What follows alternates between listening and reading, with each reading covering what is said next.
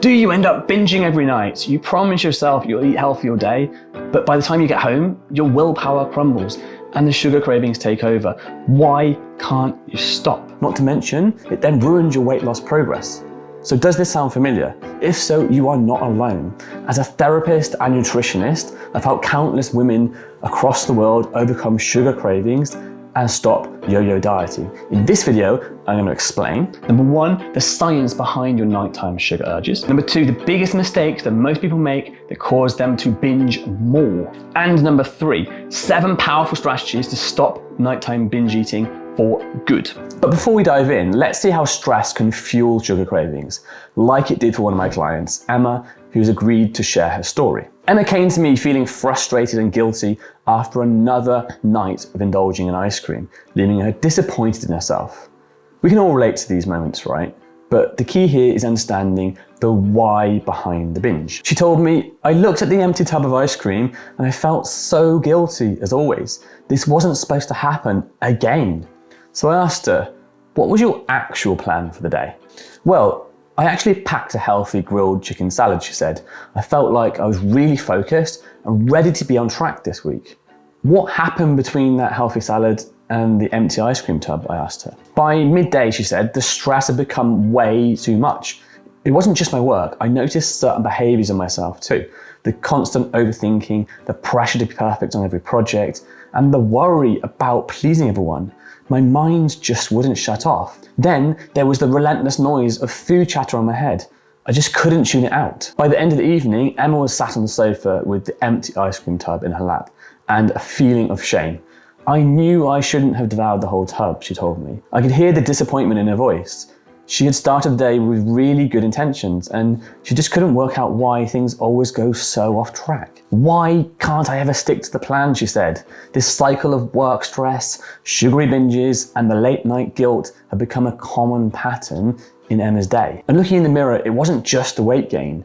Emma didn't feel herself anymore. This pattern of breaking promises to herself over what she would and wouldn't eat had been chipping away at her self-belief and confidence. And like I said, you're not alone. This is such a familiar pattern amongst my clients.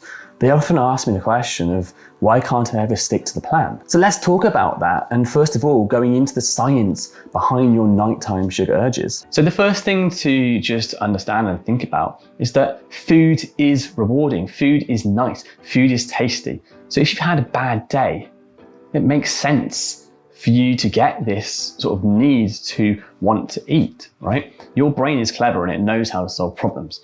And so the point here is that you shouldn't feel bad for having these urges and cravings. It's trying to solve a problem for you. It's trying to make you feel better. And yes, it's not helping your long-term goal, which is weight loss, but it's helping you in the moment. And anyone that says that they don't like food, they're lying. I love food, but it's just that thing of when you have a goal and you are continuously undermining that goal, it can end up affecting your confidence and your trust in yourself. And especially if you're not enjoying your day or your job. Food is something to look forward to at the end of the day, something to kind of help you get through the day. And the next thing to understand in terms of why you might get a craving is that it might be just a habit. Your brain loves familiarity and routine. So if you, for example, have dinner and then are used to having something sweet afterwards, your brain will push you into following that routine. So it's very hard not to then. You feel odd, you get the cravings, the urges, your brain is trying to kind of push you into doing it. And the reason that is that in the past, familiarity and routine was a positive thing. It equaled predictability, and predictability equals safety. So anything familiar to you that helped you, then your brain pushes you into doing it. Anything that was unfamiliar, uncertain, there was a risk to your survival. So that's why we are so wired into building habits around familiarity. The next thing to consider is that after a long, stressful day at work, your stress is likely to be at its highest. Also, the effects of not eating enough could be more apparent. Your willpower will probably be at its lowest as well. And you also have less to keep you occupied at night. You're not doing work and stuff like that. And so if you're not able to switch off, food occupies the brain. It gives you something to do and allows you to disconnect from unpleasant thoughts and feelings. Add to this, at night, it also gives you opportunities to be alone, so not have anyone else see this binging that you're doing. And then quite often, a repercussion of eating something you told yourself you wouldn't eat makes you think, well, I've ruined the diet now, I may as well just continue. Your brain negotiates with you and tells you, yeah, what's the point? It's this very black and white thinking of, well, I've had something, I've broken the diet, I may as well just, eat everything and then start again tomorrow. And I really want to emphasize the point that it's not actually the food you want. It's not that chocolate, it's not that ice cream. It's the change in feeling that you want. Food is just a vehicle that gets you there. You have that negative feeling, you want to get rid of it, you want that positive feeling. Food is just the way to connect those two. So in actual fact, it's not the food, it's the feeling change that you want. And also, emotional eating has a huge link to low self-worth and behaviors that are unhelpful to you. So with Emma, for example, she mentioned the overthinking, the overanalyzing, and all those things from work, and that causes stress and overwhelm. And how has she learned to release that stress? Through food. So no wonder her brain's going to give her cravings. So when we think about it, is the food the actual problem? Or is it our behaviors that we've learned accidentally to deal with life? And next up, I want to talk about the biggest mistakes most people make that actually cause them to binge more. So number one, before we talk about anything emotional, I want to talk about the physical needs of your body. One big trap that a lot of people fall into is they try and reduce the damage of their binge by saving up calories during the day to allow for it in the evening. The problem with this is you're not getting enough food into your day. You're not getting enough nutrients, you're not getting enough protein, fats and carbs, or vitamins and minerals. And your body is going to feel this. So in the evening, if you have not satisfied your physical need for nutrients, it's going to try and make up for this in terms of cravings, which you can't differentiate sometimes from that physical or emotional need. So step number one is just making sure you are eating regularly throughout the day, making sure you have enough nutrients. Number two is relying on willpower. This is one of the biggest myths. So willpower is a finite resource. It's meant to be used in short bursts. So for example, studying, you focus for half an hour or so, and then you have a break. It's never intended to extend forever. Now, the problem with using willpower on something you want to stop doing, like emotional eating, is as soon as that willpower runs out, you are going to emotionally eat. So it's very unreliable. Plus also, the way your brain works, the more you focus on something, the more you get of that thing. So for example, when you are trying to stop eating chocolate, you say something in your mind like, I'm not going to have the chocolate, I'm going to resist it, I'm going to be really good, I'm not going to eat the chocolate, go away, all those kind of things. And what you're doing there is running that through your mind over and over again. And your brain doesn't process the words around it, it just focuses on the chocolate. I can give you an example of this. If I say to you, don't think of a yellow banana with purple spots, what comes into your mind? A yellow banana with purple spots, right? And if I extend that by saying, whatever you do, your life depends on not thinking of that yellow banana with purple spots, what comes into your mind? You just cannot get that out of your mind. So using willpower to stop binging just doesn't work. Plus also, it's extremely tiring. Like I said, it's a finite resource, only meant to be used in short bursts. So what usually happens is you'll use the willpower for a while, you'll say, I'm not gonna eat the chocolate, I'm gonna be really good, and then as soon as it runs out, what do? You end up giving in and binging. And number three is cutting out certain foods like sugar or not allowing yourself certain things. And this is very black and white. So what you'll usually find is you're either having all of it or none of it, and there's nothing in between. And so you're either binging or on these detoxes, and there's a big swing between the two, and it just doesn't work. A lot of people think that this should work because, for example, with addictive substances like drugs, you completely cut them out and the aim is not to go back to it. Whereas food is very different because you have to eat. And these things on their own are not addictive and they're not a problem. It's just when you become dependent on them or you have a weight loss goal and it's pulling you back in the opposite direction. So a happy outcome for most people, especially people I work with, is that area in between, not the black, not the white, but working in the gray where you can enjoy certain things in moderation and then just completely move on and not think about them again. Number 4 is eating low-calorie alternatives of food to take the edge off. So you may have a low-calorie ice cream or a reduced fat something else. So you are not binging on as many calories as you would have been otherwise. The problem with this is these are just not so satisfying. And also, one thing I used to do is have twice as much because I knew there was less calories or fewer calories in it. And that becomes a problem. And you'll often see in marketing things like guilt-free, sugar-free, diet version. And these are really damaging terms because guilt shouldn't come into eating. The only reason that you have guilt is because of the issue you currently have, which we are working to fix. And in my opinion, a much better place to end up in is having the real version of a nice food, but being able to eat it in moderation so you can fully enjoy it and not have this differentiation between diet periods and normal eating. This is just how you eat. You enjoy the foods you want, and like I said before, be able to then move on and continue with your day. And myth number 5 is using coping strategies to take the edge off your cravings. So this might be cleaning your teeth, chewing some chewing gum, getting the foods out of the house, going to bed early, all those kind of things, freezing foods that you don't want to eat. The problem with this is it's not actually solving the problem, it's hiding the problem. And so the problem just comes back the next day. It's a bit like going to the doctor when you have something wrong with you and you've got a lot of pain and they give you a pill to get rid of the pain. It's not actually solved the problem. It's just got rid of the pain for a while, it just comes back the next day.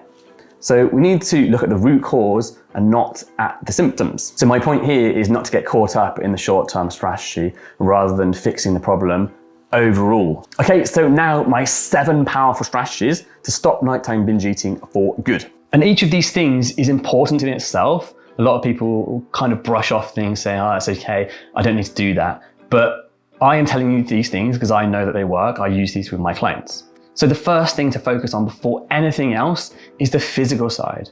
So over your day, you need to be getting enough nutrients and calories. So that means eating regular meals with enough proteins, fats and carbs and vitamins and minerals to get you through the day without your body then crashing in the evening. And I get it, it's very easy to fall into the habit of not doing this because you are binging in the evening, trying to save up those calories, but this is part of that problem. Number 2 is another basic thing, sleep. However much we talk about it, not enough people are sleeping enough or deeply enough. And this means having a proper sleep routine, not spending too much time on your phone before you go to bed, because poor sleep will affect your hormones, and hormones can make you want to eat more. So if you have elevated cortisol and other hormones from poor sleep, you're going to be driven to want to eat more. And also when you are tired, there's that feeling that food is going to give you a pick-me-up. And so both these things end up in you wanting to eat more, and that drive from your body to make you eat more. So if you are trying to get rid of these cravings, then that's a huge thing to focus on. Number 3 is another thing that people see as a boring solution, but you have to have some mindfulness over your eating, especially when you're trying to solve this problem. So for example, eating in front of the TV, you have no connection with your food. You focus on something else, you're shoveling it in your mouth, and you can't savor it. Your body doesn't perceive it as the same.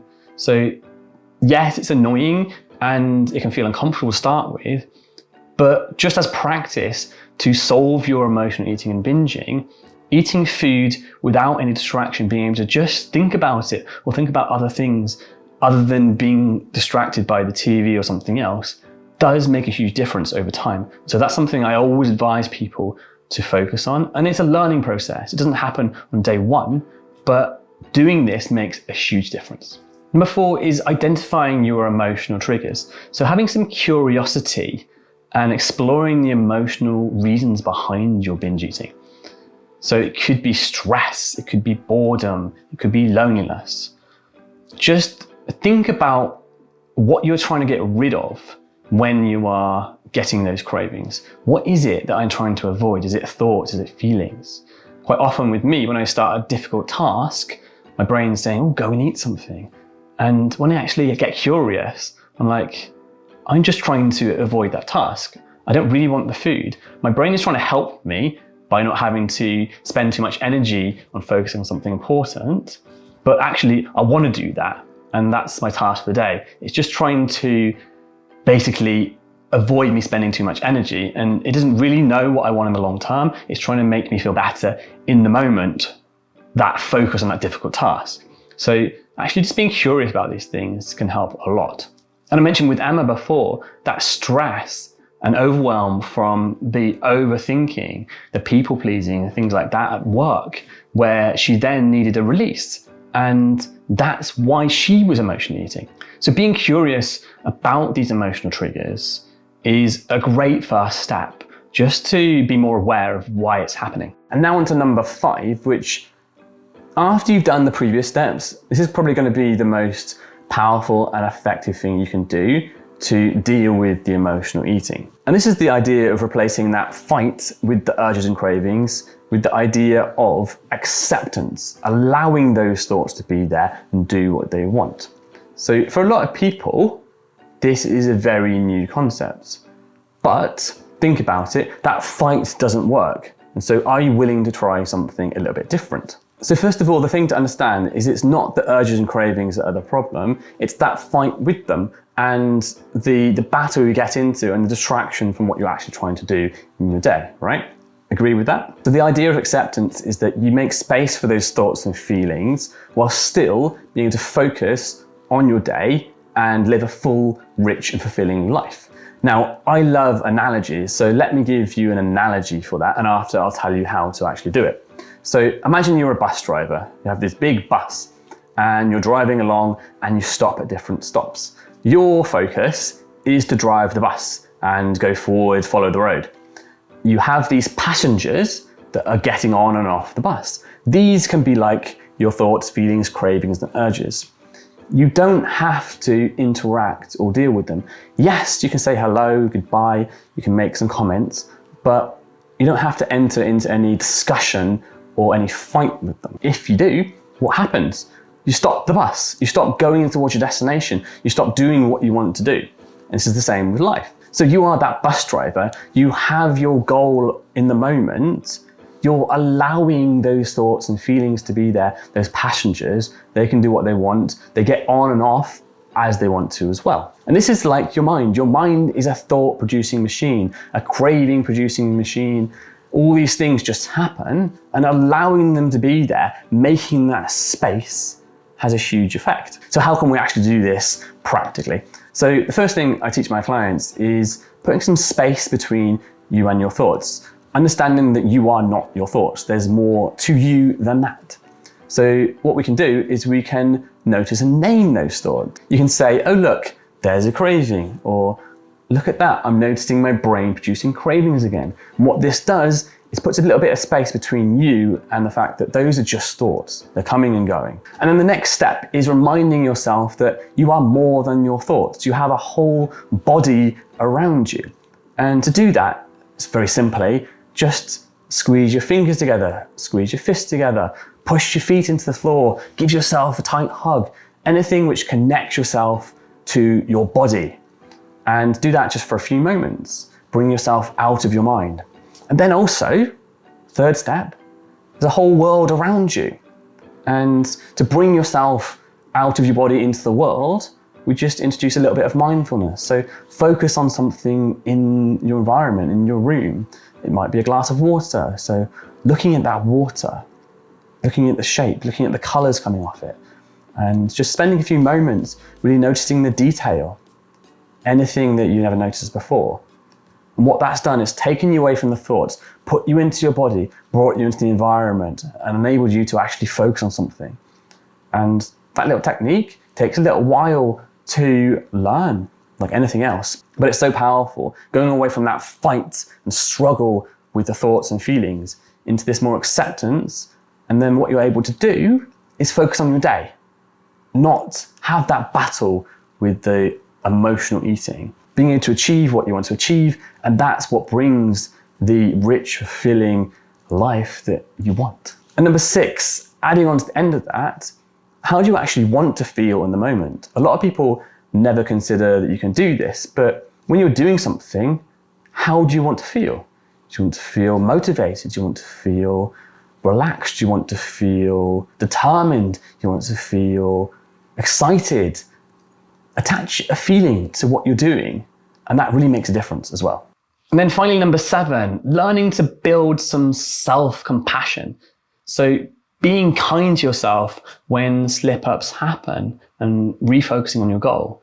So every journey, you will make mistakes, but there is no failure, only feedback. I make mistakes every single day, but it's about the taking action that counts. And the more you take action, the more likely you are to succeed.